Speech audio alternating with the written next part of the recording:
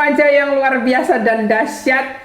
Senang sekali Bapak di sini dapat bertemu dengan kalian. Perkenalkan, nama Bapak dipanggil Pak Nathan ya. Nama lengkapnya Simeon Nathanael.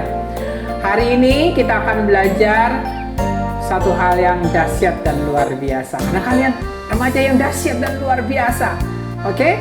Kita akan belajar dari buku Kementerian Pendidikan dan Kebudayaan Republik Indonesia ya, yaitu Pendidikan Agama Kristen dan Budi Pekerti kelas 8. Kita akan belajar dari bab 10 dengan tema hidup berkelimpahan.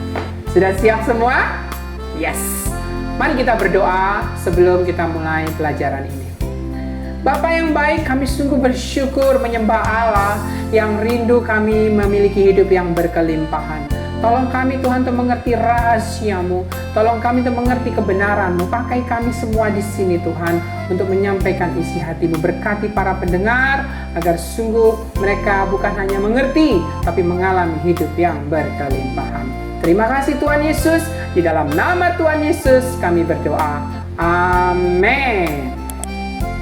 Ya, melalui pelajaran bab 10 ini anak-anak diharapkan dapat menjelaskan keuntungan menjadi pengikut Kristus ya. Jadi kalian menjadi anak-anak remaja yang bangga, bukan malu, tapi bangga. Oke? Berikutnya yang kedua adalah dapat menjelaskan makna hidup berkelimpahan.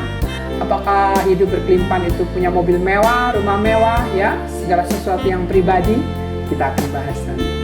Yang ketiga, ya, kita akan belajar bagaimana mewujudkan sikap hidup yang berkelimpahan. Dan yang terakhir, yang paling penting, melakukan atau mempraktekkan hidup sebagai murid Kristus. Baik anak-anak, sudah siap? Yuk, kita langsung mulai saja pelajaran ini ya. Mari kita baca dari kitab Mazmur 37 ayat 23 sampai 26. Tuhan menetapkan langkah-langkah orang yang hidup berkenan kepadanya. Apabila ia jatuh, takkan sampai tergeletak, sebab Tuhan menopang tangannya. Dahulu aku muda, sekarang telah menjadi tua, tetapi tidak pernah kulihat orang benar ditinggalkan, dan anak cucunya meminta-minta roti. Setiap hari ia menaruh belas kasihan dan memberi pinjaman, dan anak cucunya menjadi berkat. Luar biasa bukan ayat ini? Wow. Berikutnya kita juga akan baca dari 1 Korintus 15 ayat 54 sampai dengan 58. Dan sesudah yang dapat binasa ini mengenakan yang tidak dapat binasa, dan yang dapat mati ini mengenakan yang tidak dapat mati, maka akan genaplah firman Tuhan yang tertulis. Maut telah ditelan dalam kemenangan. Hai maut, di manakah kemenanganmu? Hai maut, di manakah sengatmu? Sengat maut ialah dosa, dan kuasa dosa ialah hukum Taurat. Tetapi syukur kepada Allah yang telah memberikan kepada kita kemenangan oleh Yesus Kristus Tuhan kita. Karena itu saudara-saudara yang kekasih, berdirilah teguh, jangan goyah, dan giatlah selalu dalam pekerjaan Tuhan. Sebab kamu tahu, dalam persekutuanmu dengan Tuhan, jerih payahmu tidak sia-sia. Baik remaja yang dikasihi Tuhan, kalau hidupmu tidak mau sia-sia, mari kita belajar bagaimana menyerahkan kepada Tuhan. Oke, kita akan menyanyi sebuah lagu ya. Ku bangga memilikimu, ku ada untuk menyembahmu selamanya. Kaulah Tuhan di hidupku. Namamu dahsyat dan megah, berkuasa atas segalanya, dari kekal sampai kekal. Kaulah Tuhan, kuasamu nyata dalam ciptaanmu.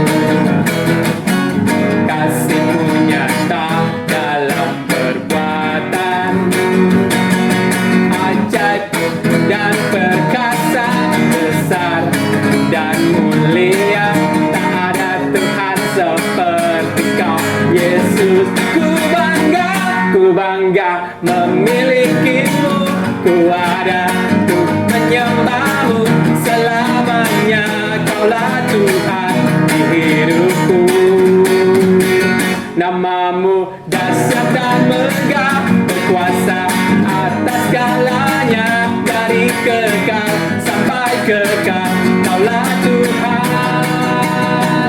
Dari kekal sampai kekal, Kaulah Tuhan. Apakah kamu merasa bangga menjadi pengikut Kristus?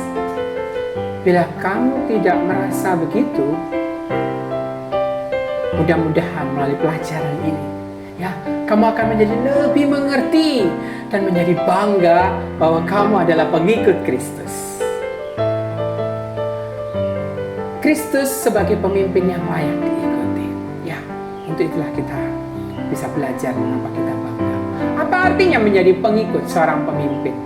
Artinya, apa yang dikatakan pemimpin menjadi satu pegangan yang harus diikuti. Mengapa demikian? Karena pemimpin adalah yang memiliki pengetahuan lebih dari pengikutnya tentang apa yang ingin dicapai dan bagaimana mencapainya. Bila seseorang tahu apa yang ingin dicapai dan bagaimana mencapainya, mungkin ia tidak lagi memerlukan pemimpin, ya. Namun kita tahu bahwa kita perlu pemimpin.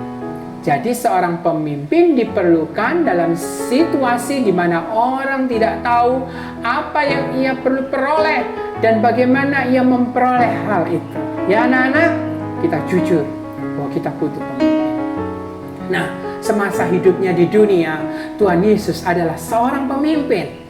Kemanapun ia pergi, banyak orang mengikutinya. Pertama-tama, banyak orang sakit ingin disembuhkan oleh kuasanya yang ajaib. Maka tersiarlah berita tentang dia di seluruh Syria dan dibawalah kepadanya semua orang yang buruk keadaannya, yang menderita berbagai penyakit dan sengsara, yang kerasukan, yang sakit ayan, dan yang lumpuh. Lalu Yesus menyembuhkan mereka. Maka orang banyak berbondong-bondong mengikuti dia. Mereka datang dari Galilea dan dari daerah Dekapolis, dari Yerusalem dan dari Yudea dan dari seberang Yordan. Matius 4 ayat 24 sampai 25. Jadi jarak yang jauh-jauh sekali.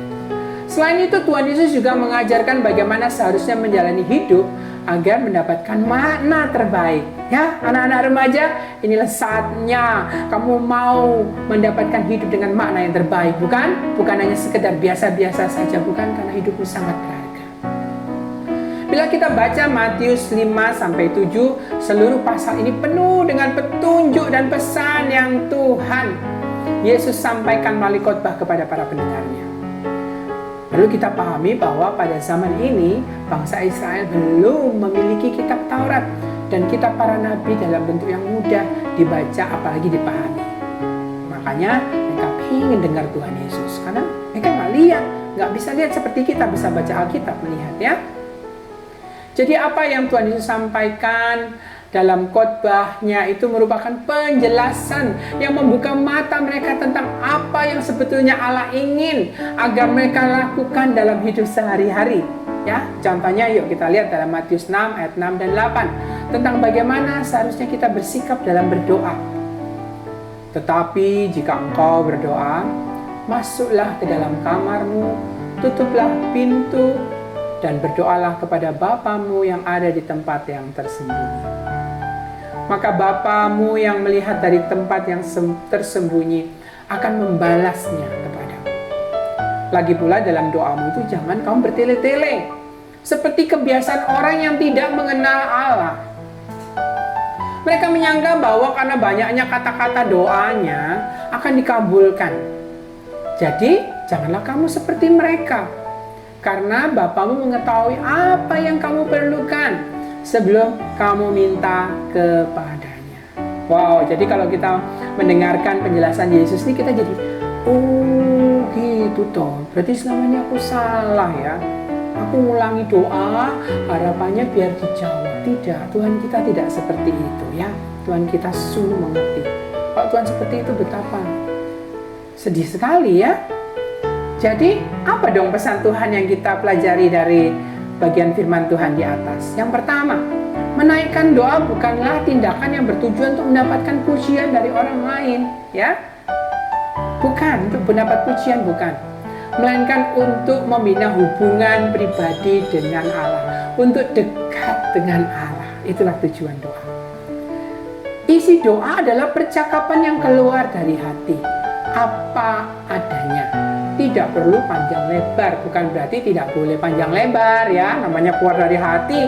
Kadang kalau kita ngobrol kan pengennya sebentar, tapi karena enak, gak kerasa sudah berjam-jam ya. Bukan masalah panjang atau lebarnya, tapi masalah connect, masalah terhubung dekat dengan Tuhan dalam hati. Walaupun Allah Bapa mengetahui apa isi hati kita sebelum kita mengucapkan, namun Ia tetap menunggu sampai kita memintanya. Yang berarti bahwa kita menunjukkan kebergantungan kita kepada Allah Sang Pemurah. Oh, ternyata bukan Tuhan tidak tahu ya, Tuhan itu sudah tahu. Kenapa Tuhan mengharapkan kita berdoa? Agar kita sungguh merasakan bergantung kepada Tuhan, ya. Agar tadi yang kedua juga kita bisa merasakan dekat dengan Tuhan. Oke, kita lanjut ya pelajarannya anak-anak. Bagi mereka yang ingin sungguh-sungguh hidup sesuai dengan apa yang Allah perintahkan, mendengarkan khotbah Yesus ini sungguh merupakan kesempatan yang indah untuk mendapatkan pegangan apa yang harus dilakukan. Ya, bayangkan Allah pencipta langit dan bumi bisa kita dengar suaranya. Bukankah ini suatu kesempatan yang indah? Ya. Makanya tidak heran bila Yesus memiliki banyak pengikut. Kemanapun Ia pergi selalu ada kumpulan orang yang mengikutinya, yang menunjukkan keingintahuan mereka terhadap apa yang seharusnya mereka lakukan sebagai umat Allah. Namun, ini ada salah satu bapak yang melakukan penelitian namanya Pak Barna, ya, dalam bukunya 2001 yang diterbitkan menegaskan bahwa menjadi pengikut Kristus bukanlah sekedar mengikuti Kristus kemanapun Ia pergi. Jadi bukan hanya ikut kemana aja Yesus pergi diikuti, tapi apa? Melainkan mengikuti melalui sikap hidup dan gaya hidup kita. Artinya dari apa yang kita ucapkan atau tidak ucapkan, apa yang kita lakukan atau tidak lakukan, orang lain akan tahu bahwa kita adalah pengikut Kristus yang setia dan sejati.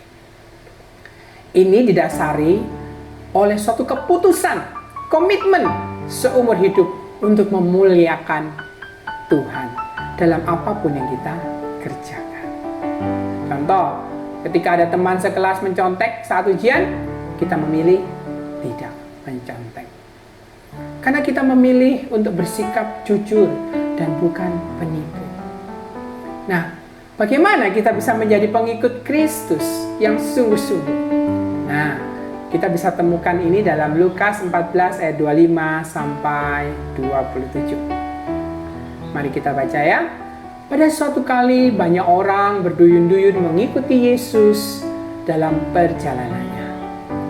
Sambil berpaling, jadi lagi jalan ya, Yesus jalan, tiba-tiba Yesus berpaling. Nah ya, Yesus berpaling dan berkata kepada mereka, jika seseorang datang kepadaku dan tidak membenci bapaknya, ibunya, istrinya, anak-anaknya, saudaranya, laki-laki atau perempuan, bahkan nyawanya sendiri, ia tidak dapat menjadi murid. Wow. Barang siapa tidak memikul salibnya dan mengikut aku, ia tidak dapat menjadi muridku. Apa maksudnya ini? Betapa tegas dan kerasnya Tuhan mengatakan hal ini, ya anak-anak.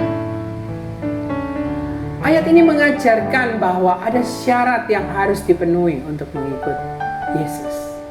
Ketaatan kita kepada Kristus haruslah mengatasi segala ketaatan lain yang kita miliki. Berapa harga yang harus dibayar untuk menjadi pengikut Yesus ketika dihadapkan pada pilihan yang harus kita ambil adalah ketaatan kepadanya, nurut, taat.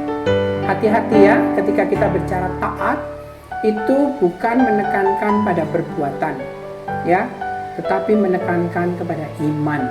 Sekali lagi penting anak-anak, karena secara natur, secara alamiah kalau kita ngomong taat itu pasti perbuatan. Dan kalau kita melihat standar Tuhan Yesus yang begitu tinggi, aduh, mana bisa aku menjadi pengikut Yesus dengan kekuatanku sendiri. Tenang, tenang anak-anak. Justru di sinilah kabar baiknya, ya, untuk kita bisa menjadi pengikut Yesus. Yuk, kita akan belajar. Hukum yang kita terima dari ajaran Tuhan Yesus adalah mengasihi, ya. Oke?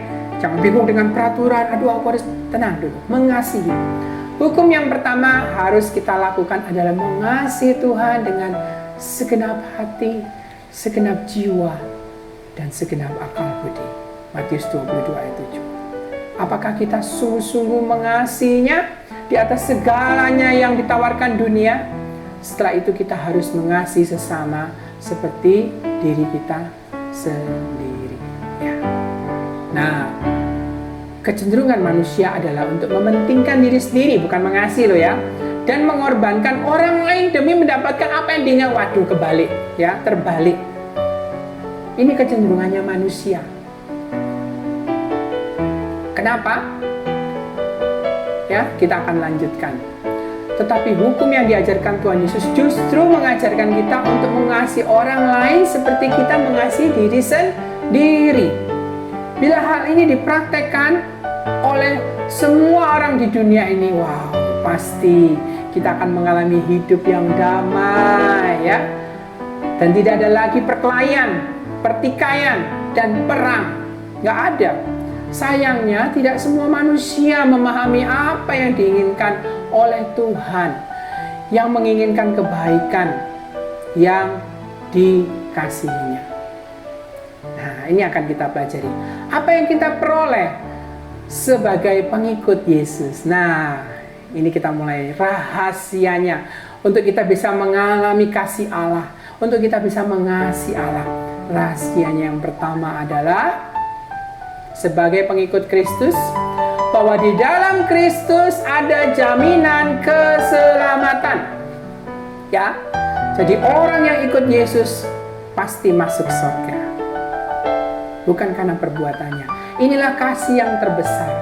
Inilah yang membuat kita dengan mudah bisa mengasihi Tuhan dengan segenap hati, segenap kekuatan kita, karena Dia terlebih dahulu mengasihi kita. Kita tidak bisa mengasihi Allah kalau kita belum menikmati kasih-Nya. Kita belum terbuka untuk diselamatkan. Ya, di dalam Yohanes 3 ayat 17 dikatakan, sebab Allah mengutus anaknya ke dalam dunia bukan untuk menghakimi dunia. Ini kabar sukacitanya bagi kita yang mau mengikut Yesus, atau bagi kita yang sudah mengikut Yesus. Yesus turun ke dunia bukan untuk menghakimi, melainkan untuk menyelamatkan, ya. Keselamatan ini kita peroleh bila kita mau mengakui Yesuslah juru selamat kita. Di dalam Kristus kita mendapatkan jaminan keselamatan, bahwa hidup kita setelah berakhir di dunia ternyata berlanjut di surga dan bukan di api penghukuman. Dari mana kita tahu tentang hal ini? Nah, di Yohanes 14 ayat 2 dan 3, Yesus mengatakan, di rumahku banyak tempat tinggal. Jika tidak demikian, tentu aku akan mengatakan kepadamu, sebab aku pergi ke situ untuk menyediakan tempat bagimu. Dan apabila aku telah pergi ke situ dan telah menyediakan tempat bagimu, aku akan datang kembali dan membawa kamu ke tempatku, supaya di tempat di mana aku berada, kamu pun berada. Indah sekali bukan janji Tuhan ini? Coba bandingkan dengan mereka yang tidak mengenal Yesus, dan karena itu tidak memiliki pengetahuan apa yang akan terjadi saat mereka mengalami kematian, ya. Jadi mengapa kita khawatir? Loh, itu kan perintah Tuhan Yesus, janji Tuhan Yesus 2000 tahun yang lalu, ya kan? Kalau tempatnya sudah penuh, Makanya Yesus katakan, kita kan baru diciptakan sekarang, baru lahir sekarang, baru hidup sekarang. Ada nggak ya tempat bagi aku di sorga? Allah pencipta itu bisa menciptakan tempat bagi kita di sorga. Makanya Yesus belum turun ke dunia ya. Jadi jangan khawatir, itulah janji yang Tuhan berikan. Mengapa Allah mau menyediakan tempat bagi kita? Apa layaknya kita? Mengapa Allah mau menerima kita di sorga? Allah yang kudus dan suci, mengapa? Satu alasannya, karena hai remaja-remaja Kristen, Allah sudah melihat kamu kudus, kamu suci. Kudus, suci, yang benar. Aku ini orang berdosa, masih banyak dosa yang aku lakukan. Bagaimana mungkin Allah melihat aku sujud, kudus dan suci? Anak-anak, dengarkan, inilah kabar baiknya. Ketika engkau menerima Yesus sebagai Tuhan dan Juru Selamat, segala dosamu, segala pelanggaranmu sudah dihapus, sudah ditebus oleh darah Yesus. Ya, itulah kasihnya. Bukan hanya sekedar rasa sayang, rasa kangen, tapi kasih Yesus dibuktikan dengan dia turun dari surga, mati di kayu salib untuk menebus setiap dosa. Ini yang membuat jaminan keselamatan itu pasti, bukan kira-kira, bukan mudah-mudahan, tapi pasti. Tapi Pak, aku kan masih banyak dosa. Mana mungkin aku diselamatkan? Halo, ya. Kekuatan hidupmu untuk bisa berarti adalah kepastian keselamatan. Kalau kamu tidak memiliki kepastian keselamatan ketika kamu jatuh dalam dosa, kamu dengan mudah diserang. Memang kamu orang berdosa, sudah rusak-rusak aja sekalian. Tetapi kalau kamu sudah memiliki pengertian jaminan keselamatan ketika kamu jatuh dalam dosa, masa aku jatuh dalam dosa? Masa aku hidup dalam dosa? Ampuni Tuhan. Nggak bisa. Karena orang yang sudah disucikan dan dikuduskan oleh Tuhan nggak mungkin menikmati dosa. Nggak enak, ya. Bapak kasih contoh antara anjing dan kucing saja, ya. Anggap orang yang berdosa itu anjing, orang yang sudah disucikan itu kucing, ya. Ada perubahan yang terjadi. Anjing nggak bisa mengeong. Dia coba mengeong, bisa, tapi dia tetap anjing. Tapi kalau anjing itu sudah berubah jadi kucing, mengeong adalah hal yang sederhana, karena memang dia kucing. Sama, orang yang sudah dikuduskan, remaja-remaja Kristen yang sudah dikuduskan dan ditebus oleh Yesus, berbuat baik, mengasihi, itu adalah hal yang luar biasa, hal yang bisa kita lakukan karena Yesus bekerja dalam hidup kita. Tapi aku masih ragu. Bapak mengerti. Bertahun-tahun Bapak mengajar tentang keselamatan ini. Begitu banyak siswa yang masih ragu, karena itu pegang janji Tuhan. Kita percayakan keselamatan kita bukan karena diri kita, tapi karena apa yang Tuhan katakan. Kita akan baca ya, masih di dalam Yohanes ya. Kita akan baca dalam Yohanes 10 ayat 28. Ingat ayat ini baik-baik. Ini perkataan Yesus bagi kita yang masih ragu. Ya, Bapak akan bacakan.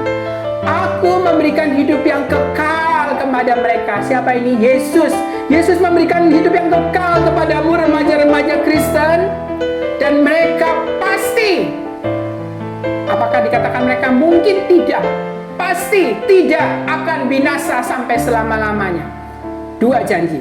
Hidup kekal itu ya pasti selama-lamanya. Hidup kekal terus masih masuk neraka itu bukan kekal. Yang kedua, tidak akan binasa, pasti. Yang ketiga, sampai selama-lamanya. Ya ampun, diulang sampai 3 kali. Dan ini belum cukup ya. Tuhan tahu keraguan kita. Dan seorang pun tidak akan bisa merebut mereka dari tanganku. Coba bayangkan. Ini tanganmu, ini tangan Tuhan. Kadang kita jatuh dan lemah. Bisa nggak kita melepaskan dari tangan Tuhan yang Maha Kuasa? Tidak bisa, karena dia terlalu mengasihi kita. Dia sudah menggenggam kita dengan darahnya yang mahal. Inilah kepastian keselamatan. Kita aja yang seringkali keras kepala, betul ya? Dan ini nggak cukup. Ayat 29 dikatakan, Bapakku yang memberikan mereka kepadaku lebih besar daripada siapapun. Inilah Allah kita. Dan seorang pun tidak dapat merebut mereka dari tangan Bapa. Woi, satunya dipegang Tuhan Yesus, satunya dipegang Bapa. Siapa yang bisa merebut? Ya, kalau Bapa di dunia, kalau umpama bodyguard masih bisa ditarik. Tapi tangan Allah pencipta langit dan bumi memegang hidup kita, menjamin keselamatan kita. Siapa yang bisa memegang? Oh anak-anak, ini adalah suatu pemikiran, suatu ide, suatu hidup, rahasia hidup yang berkelimpahan. Kalau kita memiliki rahasia hidup yang berkelimpahan kita akan diberi kemenangan dan kuasa untuk melawan segala hal yang menjijikkan di dunia ini, segala godaan-godaan, segala hal yang tidak baik. Ya, sehingga hidup remajamu menjadi hidup yang berkualitas. Jangan serahkan masa mudamu menjadi sia-sia dan terbuang. Oke anak-anak, serahkan kepada tangan Allah yang Maha Kuasa. Itu dia, ya. Kebanggaan kita yang pertama, Allah sudah menjamin hidup kita. Itulah kebanggaan kita yang pertama. Ingat itu baik-baik, jaminan keselamatan dari Allah. Baik, kita lanjutkan. Yang kedua, apa yang menjadi kebanggaan kita sebagai pengikut Kristus? Ingat baik-baik ya. Kedua, dengan percaya Yesus, kita menerima hidup yang berkelimpahan. Ya, siapa yang gak mau berkelimpahan? Artinya apa hidup berkelimpahan? Apakah seperti orang kaya yang punya mall, punya apa seperti itu? Ya, kita lanjutkan. Yohanes 10 ayat 10 mengatakan, ucapan Tuhan Yesus, pencuri datang hanya untuk mencuri, membunuh, dan membinasakan. Aku datang supaya mereka mempunyai hidup dan mempunyainya dalam segala kelimpahan. Sungguh benar, hidup di dalam Tuhan adalah hidup yang penuh kelimpahan. Mengapa demikian? Karena Tuhan sudah memberikan petunjuk melalui firman-Nya seperti yang kita baca di Alkitab. Apa yang harus kita lakukan? Melalui hubungan yang akrab dengan Tuhan, melalui pembacaan Alkitab dan persekutuan dengan sesama, kita akan mendapatkan kekuatan untuk menjalani hidup ini dengan kelimpahan yang sudah dikaruniakannya. Wow, dahsyat kan Tuhan kita? Ya, Dia bukan hanya hidup, Dia sungguh memberikan hidup yang berkelimpahan. Yeremia 2 ayat 13, sebab 2 kali umatku berbuat jahat, mereka meninggalkan aku sumber air yang hidup untuk menggali kolam bagi mereka sendiri, yakni kolam yang bocor, yang tidak dapat menahan air. Apakah kamu jeli memperhatikan perbedaan antara sumber air dan kolam buatan manusia yang bisa bocor sehingga tidak dapat menahan air? Mana yang dipilih? Mana yang kamu pilih? Sumber air yang tiada henti, ya, menghasilkan air, atau buat sendiri kolam yang menampung air? Pernyataan ini sebenarnya menunjukkan pada bangsa Israel. Tetapi ini juga merupakan peringatan yang sama bagi orang yang hidup di luar Kristus. Ketika kita menggali dari janji dan kuasa Tuhan, yang adalah sumber air yang tiada putusnya mengalirkan berkat bagi kehidupan, kita menemukan kekuatan yang tiada habisnya. Namun ketika kita menggali dari sumber kita sendiri, tentu ada batasnya. Inilah rahasia hidup berkelimpahan. Ya, banyak orang hanya mencari Tuhan karena ingin mendapatkan berkat jasmani saja. Tetapi janji Tuhan tidak terbatas hanya pada hal-hal yang jasmani, melainkan hal-hal yang berkualitas hidup ini. Ya, kehidupan yang sungguh baik. Jadi apa anak-anak? Kita tidak perlu khawatir karena Allah selalu beserta kita. Nah, ini satu bentuk kelimpahan. Nanti catat baik-baik ya. Satu bentuk hidup yang berkelimpahan adalah kita dibebaskan dari kekhawatiran. Wow, damai sekali hidup tanpa khawatir ya. Oke? Karena Allah selalu beserta kita. Bahkan melewati berbagai peristiwa yang paling mengerikan sekalipun. Ya anak-anak, siapkan dirimu. Kita nggak tahu, tapi ada peristiwa-peristiwa yang bisa mengerikan terjadi dalam hidup kita. Satu hal lain yang juga penting kita perhatikan adalah suatu sumber air akan menjadi berkat bila tidak disumbat alirannya. Sebaliknya, bila aliran air itu disumbat, maka akan semakin lama air itu akan semakin keruh. Nah, artinya apa? Setiap berkat yang Tuhan berikan jangan disimpan sendiri ya, tapi jadikanlah saluran berkat bagi orang lain, agar berkat Tuhan terus mengalir dalam hidup kita. Kita dapat gratis kok, masa kita kasih ke orang bayar? Berikan dengan gratis, karena Allah pun memberi dengan gratis, dan bagaimana Allah akan memberikan lagi lebih banyak lagi ya. Harus diakui bahwa tawaran yang diberikan dunia itu menarik ya, ya. Pasti menarik karena tubuh kita yang sudah jatuh dalam dosa ini pasti menarik, ya. Coba kamu perhatikan iklan-iklan yang ada di media massa atau yang dipasang di pinggir-pinggir jalan. Kenikmatan kopi yang asli hanya diperoleh dari, iya tak? Nah, tertarik kan? Kini saatnya Anda berlibur bersama keluarga ke bla bla bla bla, ya. Wah, rasanya seger ya. Senang aku kalau ke tempat itu. Belum tentu ya. Iklan ini mengarahkan kita untuk melakukan hal yang belum tentu kita perlukan. Ketika kita memikirkan hal-hal yang ditawarkan oleh dunia, tujuan hidup kita jadi beralih gitu ya, kepada hal-hal yang dari dunia yang nggak kekal. Kalau diumpamakan itu kolam yang bocor, kita coba kumpulkan, tapi apa hasilnya? Kecewa. Kok cuma segini ya, nggak puas, ketagihan dalam negatif, jadi terikat ya. Nah, artinya akan binasa, padahal bukan ini yang Tuhan inginkan. Iblis dapat menggunakan banyak cara untuk membuat perhatian dan hati kita serta pikiran kita beralih tidak kepada Tuhan. Hati-hati, padahal rahasianya adalah hidup berkelimpahan itu di dalam Tuhan. Tapi iblis coba alihkan itu, ya. Karena itu hendaklah kita bijak dan mewaspadai apa saja hal-hal yang dapat membuat perhatian kita beralih dari Tuhan. Nabi Hosea pernah menyampaikan firman Tuhan kepada bangsa Israel. Umatku binasa karena mereka tidak mengenal Allah. Karena engkaulah yang menolak pengenalan itu, maka aku menolak engkau menjadi imamku. Dan karena engkau melupakan pengajaran Allahmu, maka aku juga akan melupakan anak-anakmu. Nah, anak-anak, ayat ini mengingatkan kita sebagai umat Allah, ayo, bahwa hidup tanpa pengetahuan akan Allah akan membuat kita kehilangan Allah. Sampai akhirnya Tuhan sendiri melupakan kita. Ingat ya, bukan Tuhan membuang, tapi Tuhan melupakan. Artinya apa?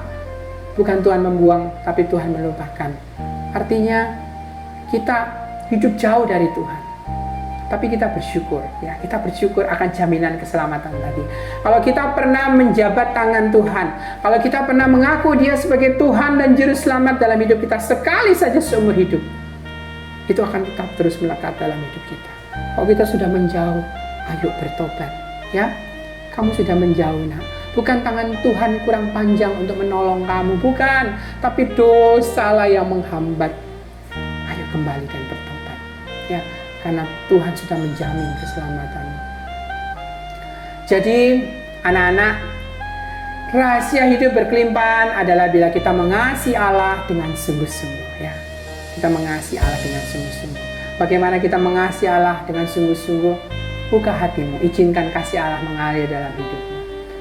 Ingat betapa baiknya Dia, betapa luar biasanya Dia, ya.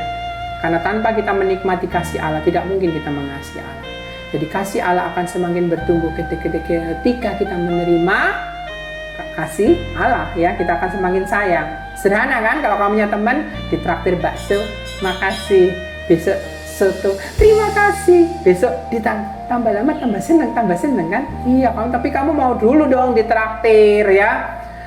Traktir siomay, enggak, makasih, ditolak. Ya, bagaimana kamu akan menikmati kasih Allah? Izinkan Allah untuk menghapus dosa. Izinkan Dia menjadi Tuhan dalam hidup.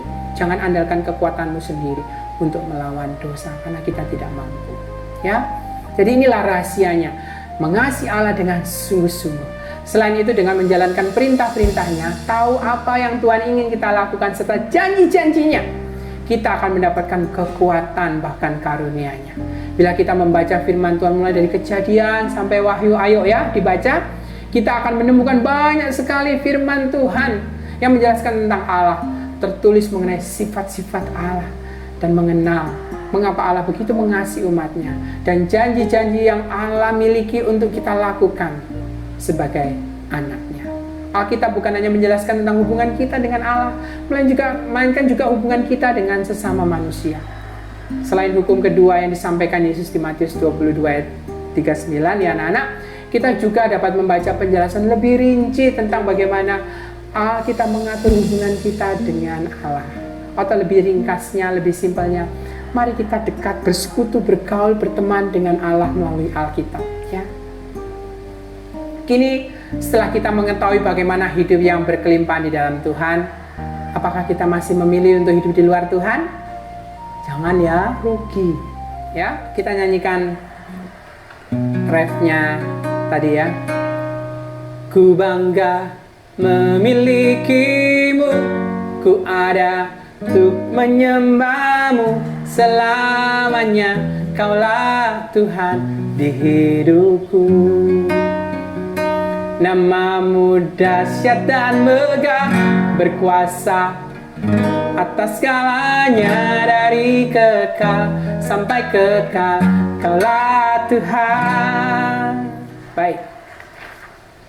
Ya, biarlah lagu ini membangun rasa kebanggaan kita kepada Tuhan. Nah, sekarang saatnya coba anak-anak cari temanmu, terutama dalam hidup ini, temanmu, ya, tanyakan kepada temanmu, kepada dua temanmu, apakah yang terutama dalam hidup ini? Ya, coba memuliakan Tuhan atau mendapatkan nilai yang baik. Tanyakan juga alasannya mengapa memilih hal tersebut. Menurutmu apakah pilihan temanmu itu tepat? Mengapa demikian? Nah, kalau menurut Bapak, mendapatkan nilai yang baik itu benar. Tapi kalau hanya mendapatkan nilai yang baik saja, ya, kita akan menjadi kecewa kalau tidak untuk kemuliaan Tuhan. Kenapa? Karena bisa-bisa kita hanya mengejar nilai dengan cara-cara yang tidak benar.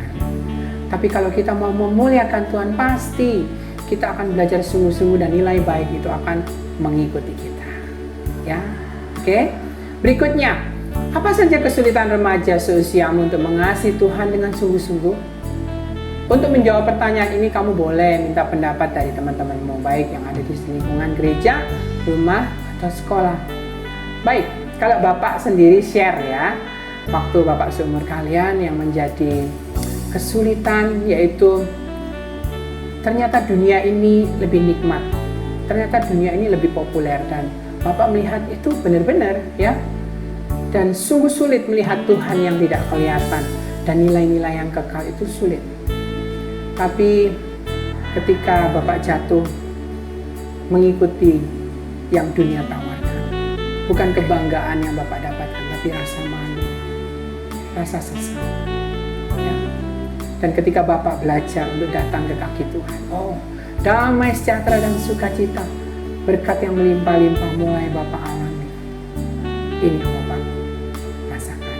Nah, sekarang yang keempat, silakan ya anak-anak dibaca di rumah ya, panjang ini. Bacalah Mazmur 31 sampai 41. Wow, 10 pasal ya. Dan temukan sedikitnya 3 janji Allah bagi orang yang mau taat kepadanya. Baik, Bapak akan berikan beberapa ya yang Bapak temukan. Mazmur 31 ayat 20. Ya, janji Allah.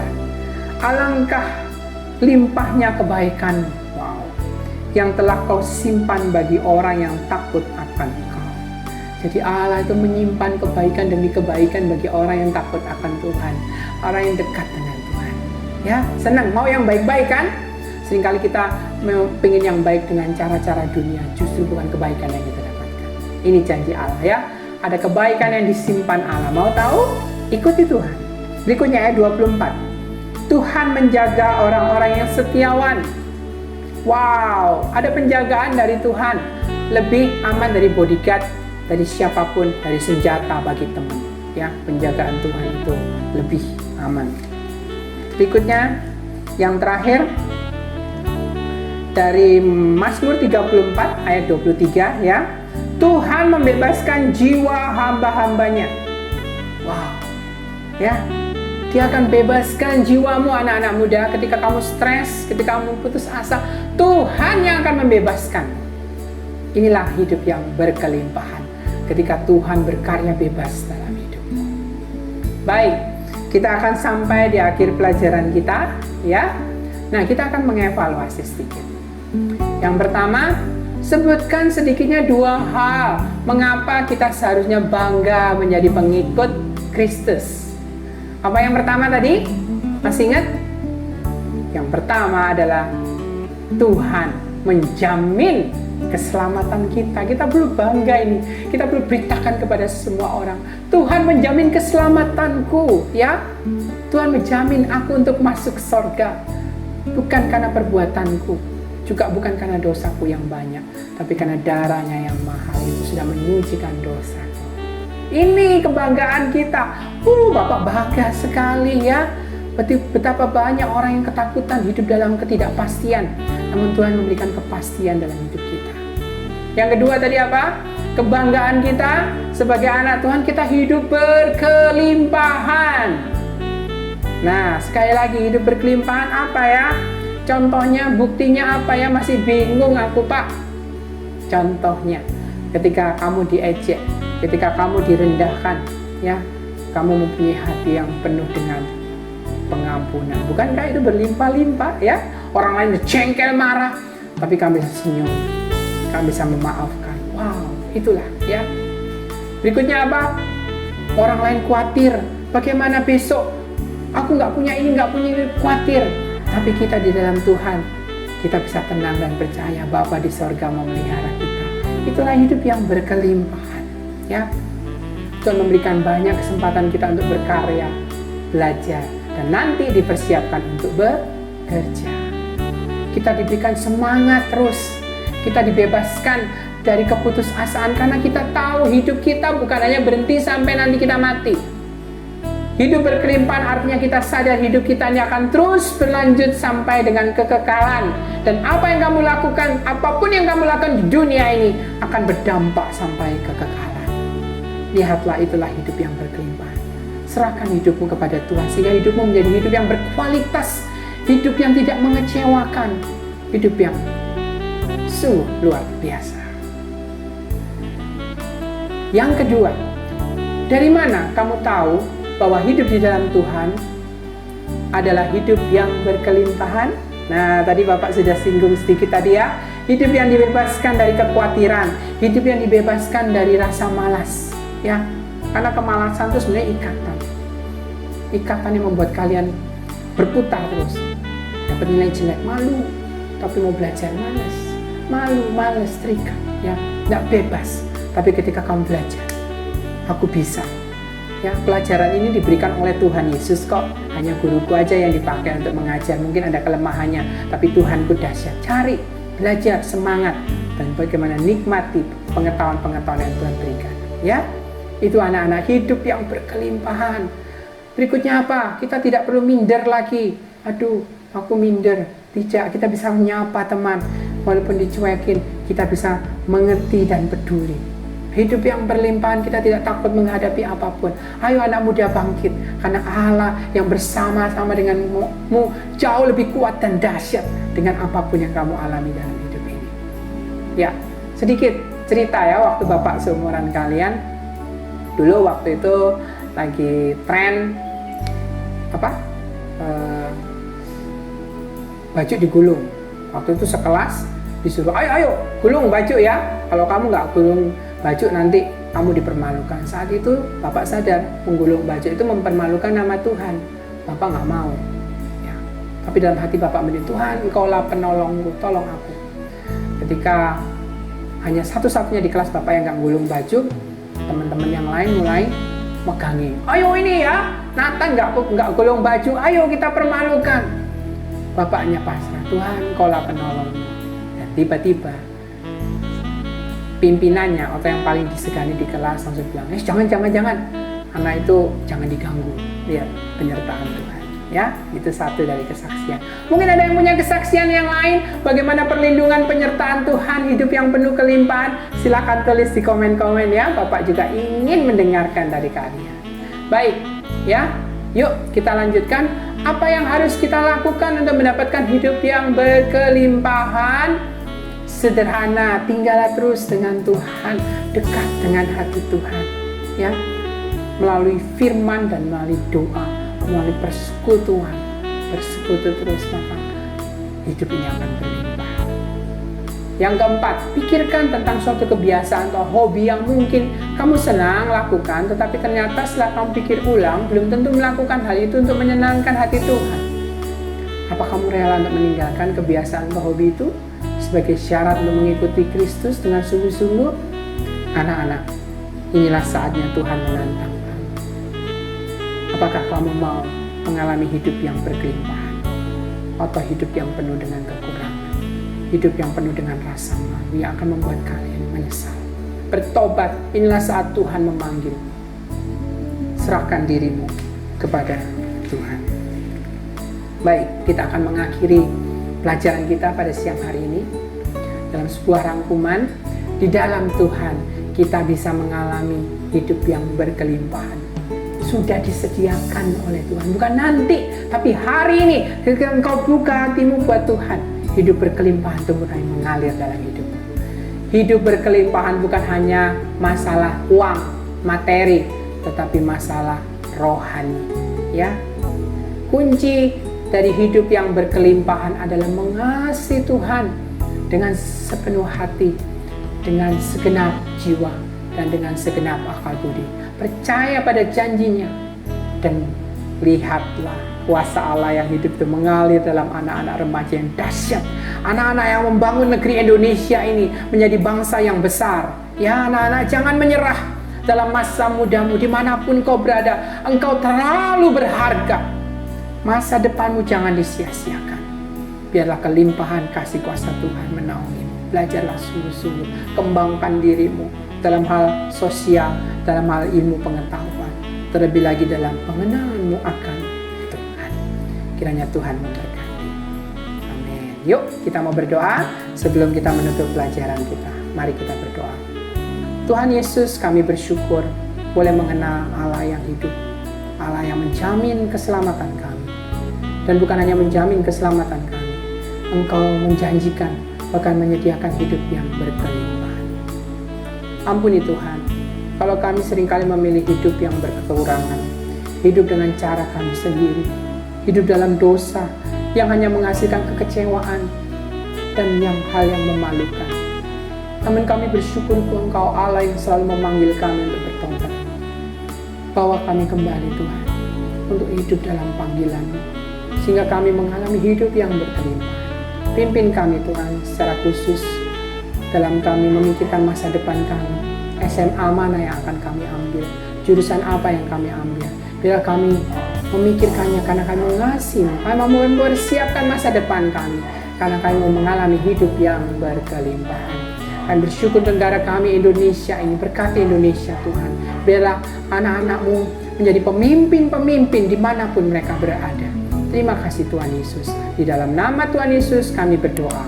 Amin.